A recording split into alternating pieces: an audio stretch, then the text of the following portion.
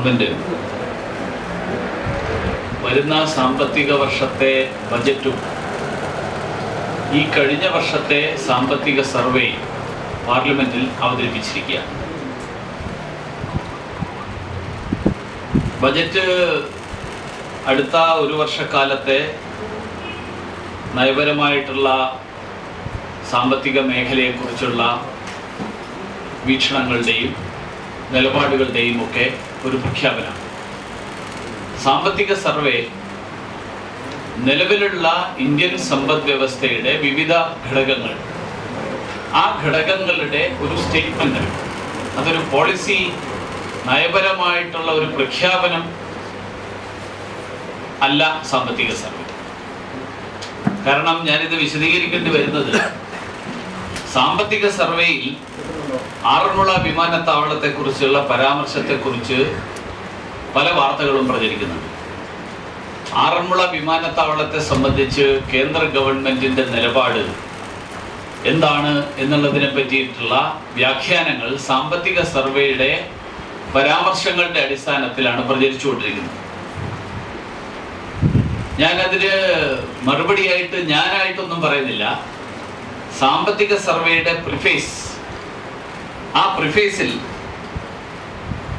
കേന്ദ്ര സർക്കാരിൻ്റെ ധനകാര്യ വകുപ്പിലെ ചീഫ് എക്കണോമിക് അഡ്വൈസർ അരവിന്ദ് സുബ്രഹ്മണ്യന്റെ പ്രിഫേസ്, അതാണ് സാമ്പത്തിക സർവേയുടെ ആദ്യത്തെ പേജ്. ആ പ്രിഫേസിൽ അദ്ദേഹം വളരെ വ്യക്തമായിട്ട് ഒരു കാര്യം സൂചിപ്പിച്ചിട്ടുണ്ട്. ഒന്ന്, സാധാരണ ഇറക്കുന്ന സാമ്പത്തിക സർവേകളിൽ നിന്ന് അല്പം വ്യത്യാസമുള്ള രീതിയിലാണ് ഈ തവണ അദ്ദേഹം പറഞ്ഞിരിക്കുന്നത്. This survey departs structurally from its predecessors and presents its output in 2 volumes.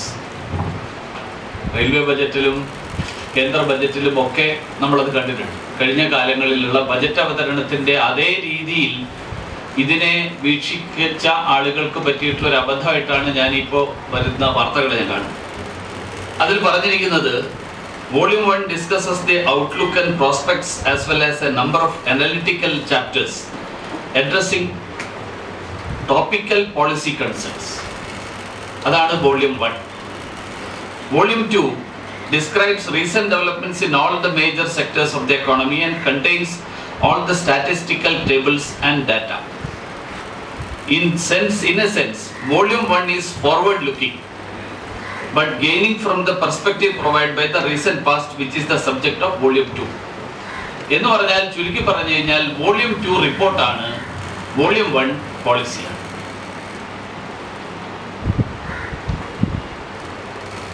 Aranmula വിമാനത്താവളം വോള്യൂം 2-ലാണ്.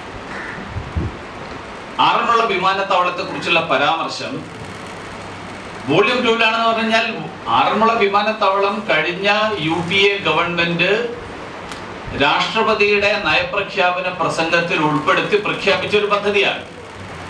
അത് ഗവൺമെന്റിന്റെ നയമായിരുന്നോ അല്ലയോ ഇതൊക്കെ വേറെ തർക്കമുണ്ടാവും. പക്ഷേ അന്നത്തെ UPA ഗവൺമെന്റ് രാഷ്ട്രപതിയുടെ നയപ്രഖ്യാപനത്തിൽ അടക്കം ഉൾപ്പെടുത്തി പ്രഖ്യാപിച്ച ഒരു കാര്യമാണ്. അതൊരു ഫാക്റ്റാണ്, അതൊരു ചരിത്രത്തിന്റെ ഭാഗമാണ്. ആ ചരിത്രം പുതിയൊരു ഗവൺമെന്റ് വന്നു എന്നുള്ളത് കൊണ്ട് ചരിത്രം ഇല്ലാതാവുന്നില്ല. ആ പ്രഖ്യാപനത്തിന്റെ തുടർ നടപടികൾ ഈ ഗവൺമെന്റ് എടുക്കാൻ ഉദ്ദേശിക്കുന്നു എന്നുള്ള ഒരു പരാമർശവും കേന്ദ്ര ഗവൺമെന്റ് ഈ ബജറ്റിൽ നടത്തിയിട്ടില്ല. സാമ്പത്തിക സർവേ നിലവിലുള്ള സാഹചര്യമാണ്. ബജറ്റാണ് പുതിയ സാഹചര്യം. പുതിയ അടുത്ത വർഷത്തേക്കുള്ള നയത്തെക്കുറിച്ചുള്ള പ്രഖ്യാപനം നടത്തുന്നു. അപ്പൊ സാമ്പത്തിക സർവേയിൽ കഴിഞ്ഞ ഗവൺമെന്റ് ഇത്തരത്തിലുള്ള ഒരു നടപടി എടുത്തിരുന്നു എന്നുള്ളത് ഒരു ചരിത്രത്തിന്റെ ഭാഗമാണ്. ആ നിലയിൽ, ചരിത്രത്തിന്റെ ഭാഗം എന്നുള്ള നിലയിൽ, അത്തരത്തിലുള്ള ഒരു ഗ്രീൻഫീൽഡ് എയർപോർട്ട് എന്നുള്ള നിലയിൽ ആറന്മുള വിമാനത്താവളം പ്രഖ്യാപിക്കപ്പെട്ടിരുന്നു എന്നുള്ളത് വാസ്തവമാണ്. ആറന്മുളയിലെ ജനങ്ങളുടെ എതിർപ്പിന്റെ ഫലമായിട്ട് ആ വിമാനത്താവള പദ്ധതിയുമായിട്ട് മുന്നോട്ടു പോകേണ്ടതില്ല എന്നുള്ളതാണ് കേന്ദ്ര സർക്കാരിന്റെ നയപരമായിട്ടുള്ള തീരുമാനം. ഭാരതീയ ജനതാ പാർട്ടി മാനിഫെസ്റ്റോയിൽ പറഞ്ഞിട്ടുണ്ട്, we are for small airports.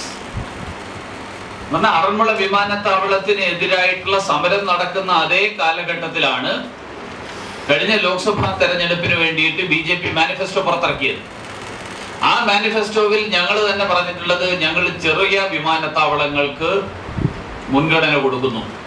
കാരണം രാജ്യത്തിന്റെ പല ഭാഗങ്ങൾ പരസ്പരം ബന്ധപ്പെടുത്താൻ വ്യോമയാന മേഖല വികസിപ്പിക്കണം എന്നുണ്ടെങ്കിൽ അതിന് ചെറുകിട വിമാനത്താവളങ്ങൾ ആവശ്യമാണ്. പക്ഷെ ആറന്മുളയുടെ സ്പെസിഫിക് ആയിട്ടുള്ള കാരണം അവിടുത്തെ പാരിസ്ഥിതിക പ്രശ്നങ്ങളാണ്. ഈ കാര്യത്തിൽ തീരുമാനമെടുക്കേണ്ടത് പരിസ്ഥിതി മന്ത്രാലയമാണ്. പരിസ്ഥിതി മന്ത്രാലയത്തിന്റെ അനുമതി ഇല്ലാതെ സിവിൽ ഏവിയേഷൻ മിനിസ്ട്രിക്ക് ഒരടി മുന്നോട്ട് പോകാൻ സാധ്യമല്ല.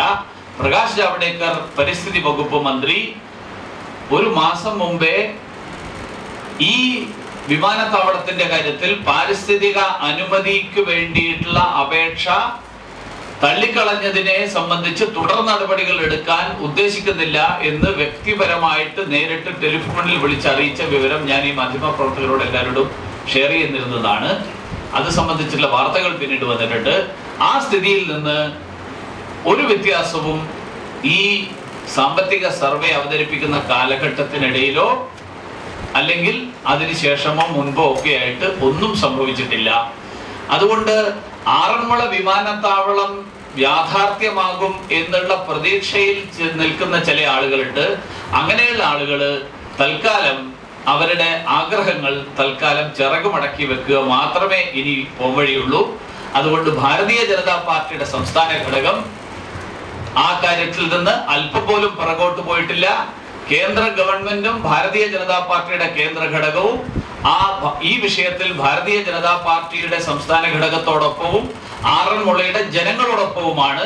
ഒരു വ്യത്യാസവും ആ കാര്യത്തിൽ ഉണ്ടായിട്ടില്ല എന്നുള്ള വസ്തുത ഞാൻ ഈ അവസരത്തിൽ വിശദീകരിക്കാൻ വേണ്ടിയാണ് ഇന്ന് ഈ ഞായറാഴ്ച നിങ്ങളെല്ലാവരെയും വിളിച്ചത്.